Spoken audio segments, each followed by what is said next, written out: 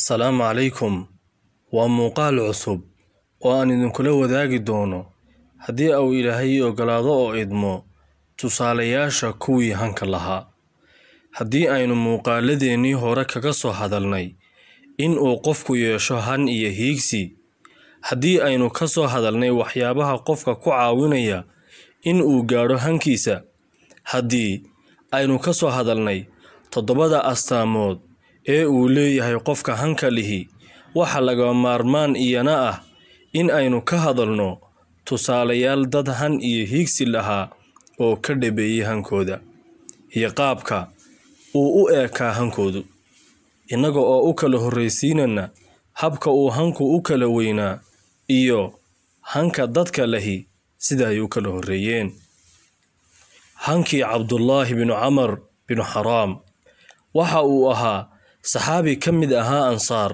oo reer Bani Haram ahaa kuwaas oo iyaguna ka mid ahaa qabiiladii weyneed ee Carbeed ee Khazraj waxa uu ku dhashay magaalada Yathrib waxa uu nabiga kala qayb galay dagaalkii Badr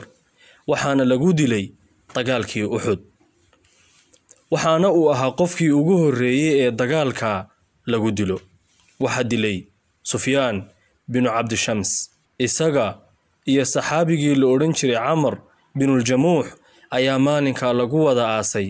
hal kafan ah Abdullah waxa uu ahaa nin cas oo aan dheerayn ee dhexdhexaad ah Ilaahay raaliha ka noqday maalinkii la dilay Abdullah ibn Amr bin Haram ayaa uu nabigu inankii uu dhalay Abdullah ee Jaabir ibn Abdullah waxa uu ku yiri Jaabirow ma ku sheega waxa uu Ilaahay xumaan ka dheeraaye ku yiri aabaha Jaabir waxa uu yiri haa nabigu waxa uu ku yiri Ilaahay cid lama uu hadlin teed gadaashii mooyaane isaga oo qofku aanu arkaynin Ilaahay yaani aabahaase waxa uu ula hadlay si foolka fool ah markaas ayaa uu Ilaahay ku yiri adoonkaygiyow i weydiiso waxa aad rabto ee hanka iyo himilada ku ah waa aan ku siinayaa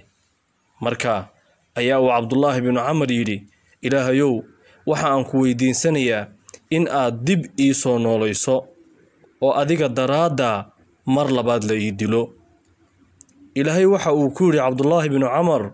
hore ayaa aan u jaangooyay in aanay aadamuhu hadii ay geeriyoodaan dib ugu noqonaynin adduunyada markaas ayaa uu Abdullah Ilaahay ku yiri Ilaahayow kuwa iga dambeeya arrinta gaarsii kadibna Ilaahay waxa uu soo dejiyay aayadan Qur'aanka ah ee oranaysa wala tahsabanna alladhina qutilu fi sabilillahi amwata bal ahyaa'un 'inda rabbihim yurzaqun oo macnaheedu uu yahay ha u malaynina kuwa Ilaahay daraadii loo dilay in ay yihiin kuwa dhintay iska daa in ay ahaadaan kuwa dhintaye waa kuwa nool oo Ilaahay agtiisa lagu arsaaqayo halkaas ayaa uu nabigu ku dhameeyay warkii uu u sheegay Jaabir ibn Abdullah oo ahaa inankii uu dhalay Abdullah ibn Amr bin Haram waxaana xadiiskan soo saaray imaamka weyn ee Imaam Ahmad bin Hanbal iyo sidoo kale Abi Daawud oo waxa aad ka helaysaa dhiganayaasha dheemanka ah ee ay inooga tageen iyaga oo inoogu ururiyay warkii nabigeena milgaha iyo maamuuska lahaa ee Muhammad sallallahu alayhi wa sallam aw inooga tagay